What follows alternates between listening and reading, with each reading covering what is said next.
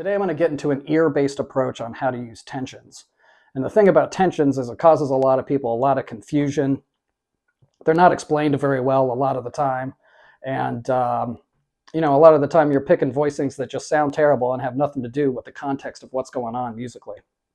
There's a way to make it absolutely easy and effortless while simultaneously knowing all of the options and also knowing what every single one of those options sound like before you even play them so that you can make decisions by ear. And that's what we're going to get into today. So in the last video, I went over phase one, or kind of the first step, the introductory element to how to use tensions. And basically, in a nutshell, you want to tailor the tensions to the tonality that you're in.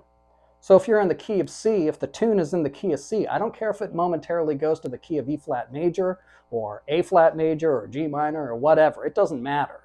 One thing I want to get into is the idea that jazz is not like a pastiche of isolated 2-5-1s that have nothing to do with what key the tune is in.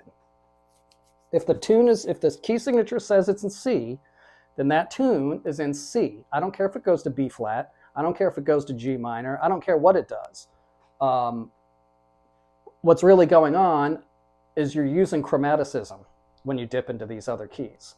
So this gets into a whole conversation about tonality and the effect of tonality on tunes. And that's super important, and it's relative to tensions, but I'm not going to get into that today because then we're going to go down a whole thing. So I'm just going to try to keep it simple. For now, just take my word for it. Tailor your tensions to fit the tonality. There'll be exceptions, there'll be this and that and the other thing, but we'll get into it later. Just for right now, tailor your tensions to fit the key of the tune. Which brings me to the point. What's the point of tensions? What are we even using them for? We're not just using them to sound jazzy, that's for sure. That's not the point of them. These upper extensions of chords bring in sophistication and they bring in harmonic color and things like that, but that's not the point. That's putting the cart before the horse. The point of tensions is to accommodate the melody, period. And that melody can be three kinds of melody. It can be the melody of the tune. That's the main melody. That's the melody of the tune. But it can also be the counter melody to your comping lines.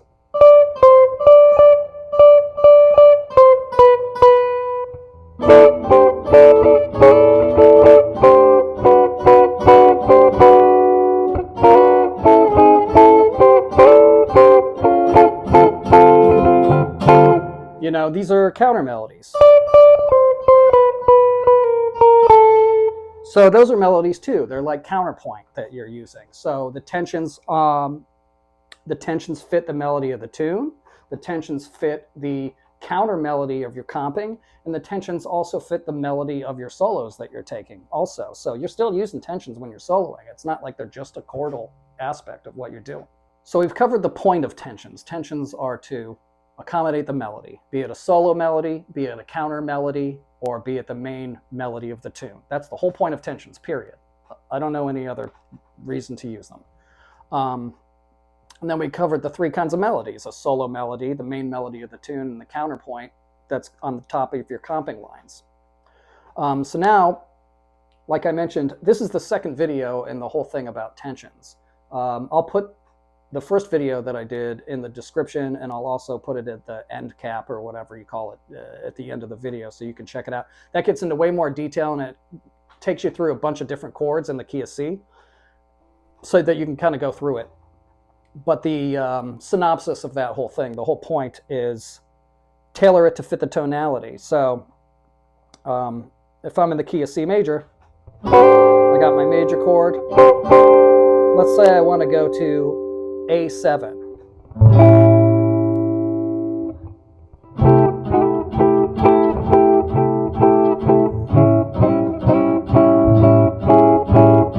What kind of A7 am I going to pick? I'm going to pick an A7 with a natural 9, because that B natural fits in the key of C.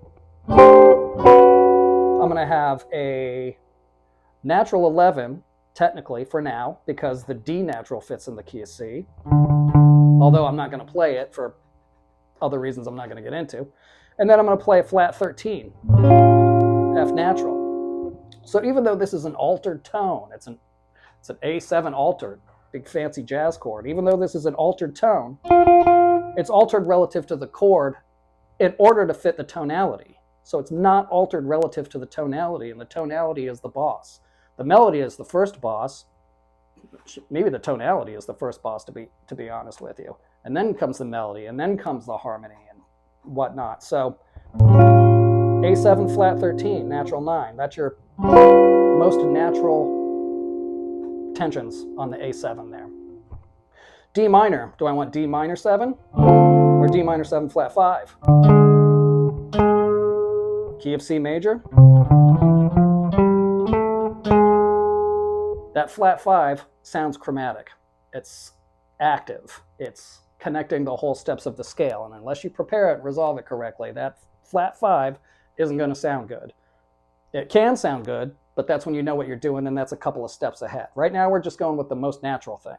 So anyway, like I said, I'm already getting into it, but I did a whole video explaining why step 1 is the most natural, the most diatonic, the most tonal tensions that you can pick are the ones that are tailored to fit the tonality, even when you're going into momentary keys. I'm going to get into the other 3 aspects of it today, which are, what if I'm in a blues? What if I am going into another key? There's some options there. I'm going to show you what those options are, and I'm going to show you how to understand it by ear, not just by math, not by theory and numbers. And then the third track on how to use tensions is, well, what if I don't want those most natural tensions? What if I want them super chromatic against the tonality? You can do that too. So the answer is you can do anything you want, but I'm showing you how to do it right, how to get control of it, and most importantly, how to get control of it from the perspective of your ears, so that all of the decisions that you're making are ear decisions, not math decisions, not classroom decisions. Let's get into the second variation on what you can do with tensions. First variation, make them fit the tonality. Second variation, let's deal with new key centers. So let's say I'm on the key of whatever tune. It's in the key of C major, and then I'm 2-5-1ing, doing a 2-5-1 into E major. That's going to sound bright. That's definitely not a new tonal center, but it's a new momentary key in this tune. It's going to sound bright because, well, that gets into chord categories and some other stuff. I'll get into that later. But E major is going to sound bright relative to C major, which matters. So here's the deal. Step 1 is in play. When you're dealing with tensions and you're going from C major 7 and you're pivoting it into E major by way of 2-5, answer's the same. The 2-5s fit the tonality of the tune, which is the key of C. So in this case, I have my C major 7,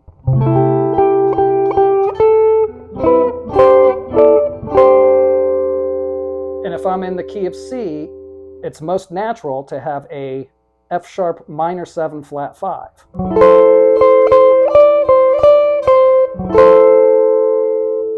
Because those alterations are actually natural to the tonality of the key of C. So C major,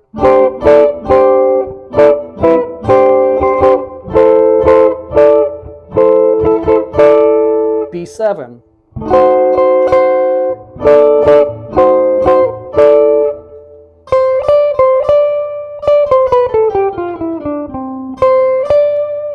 again, B7 flat 9, B7 sharp 9, B7 flat 13 also, and B7 sharp 11, because that F natural fits the key of C. So that'd be a B7 fully altered if we're tailoring it to the tonality. And the whole point of that is to reinforce the tonality. Now we're going somewhere though, because we're using active chords. So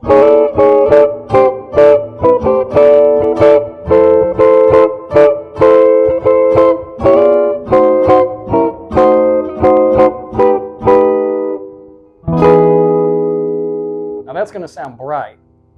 So check this out.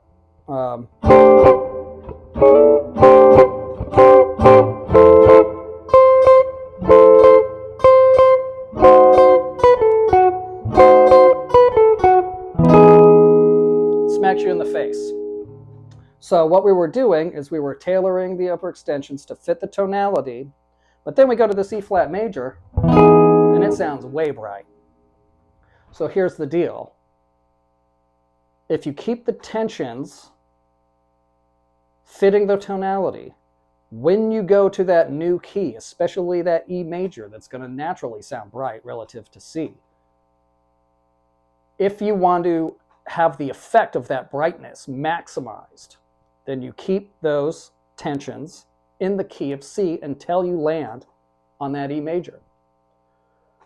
That gives you the full effect of the brightness of that E major. It smacks you right in the face. That is very bright.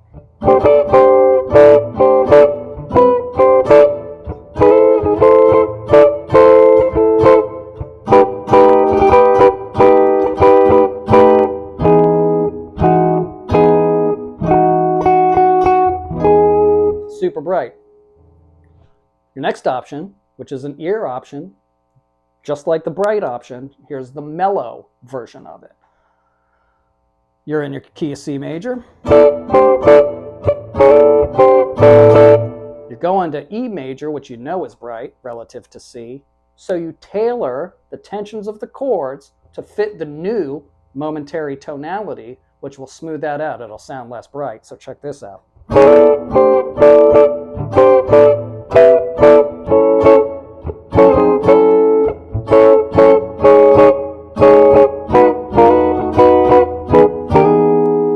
Super mellow. Totally alleviated that smack in the face of brightness. So I just used a regular F sharp minor 7 to a regular an F sharp minor 7 with the fifth relative to the chord. It's actually a chromatic tone. It's the C sharp relative to the tonality. Super chromatic, but in this, we're setting up the chromaticism to land naturally on that E flat major. So check it out again. C major, F sharp minor, 7, B7 natural 9. And again, that natural 9 is a C sharp. That is chromatic to that tonality. But once we land on E major,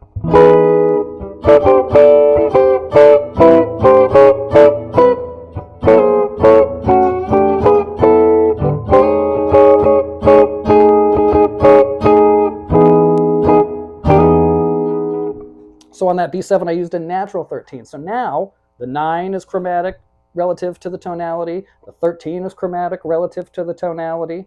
I'm just going to use that. I mean, the 11th, you can use a natural 11, whatever. I probably wouldn't for other reasons. I don't like 11s on chords with major thirds unless I'm sussing that out. Sharp 11 fits the tonality, so that's perfect. You get the best of both worlds. So the whole point is, when you're going into a new key center, do you want the effect of that new key center to be as maximized and prominent as you can possibly make it for effect, which you might if you're a player, and if you're a composer, for sure. Or do you want it smoothed out? Do you want it super seamless? Now you've gone into a totally, like E major is pretty, it's fairly compositional. The thirds and the sevenths are chromatic to the tonality, so that's going to have an effect. That's where that brightness comes from. Anyway, that's an ear decision, and now you know how to make that decision by ear. You want to get smacked in the face with that brightness, or do you want to smooth it out? And those are your options. If you want to get smacked in the face, keep the tensions relative to the original tonality, and if you want to mellow that out and you want a seamless connection into that E major, then you tailor those upper extensions to fit the key of C major. And that's how you get into new momentary key centers. Let's get into one more. Maybe let's go into D minor. It's a more natural sounding, smoothed out key to get into relative to C major, but let's check this out. So I'm doing C major, then I want to go to D minor. Do I want to bring out the effect of that momentary modulation into D minor, or do I want to make it seem really seamless and we're still blatantly in C? There's a lot of ambiguity in music, and in particular jazz, or chromatic tonal music, which is what I would call it. It's what you're dealing with. You're in a tonality and you're playing games with the chromaticism and the harmony and all this stuff. So let's say we're in C.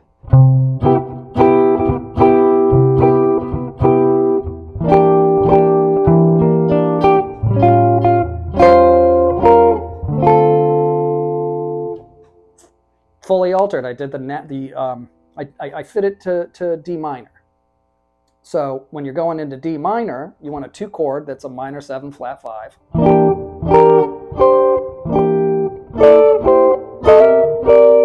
want a 5 chord that's fully altered.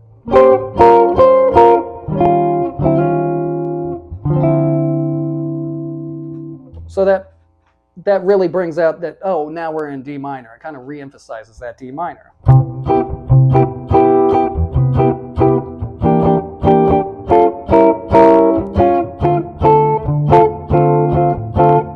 Or here's what it sounds like when you keep the tensions relative to the key of C major, and then we go into D minor. So in other words, we're playing E minor 7 to just A7, I'll say A7 natural 9. Why not?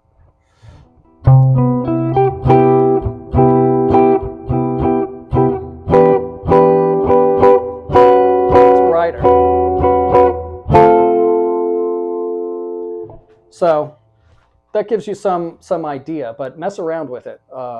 Like I said, this video is getting a little bit long, so I will address what to do with the blues. I will address when we really want to go further out and start bringing in more chromatic counter lines on top of your chord voicings and your solos and your melodies for composition and things like that. So far, I've covered keeping the tensions relative to the tonality, and I've just covered altering the tensions to fit the new key that you're going into, either relative to the original tonality or relative to the new key. So I'll develop this more because this is a little bit more involved than I thought it was going to be. So I'll have plenty more on this later. But anyway, check out the first video. Monkey around with jumping in and out of these new keys and playing with the tensions and get an earful of what this stuff sounds like. That's kind of the whole point. All right, I'll be back later. We'll have more videos. See ya.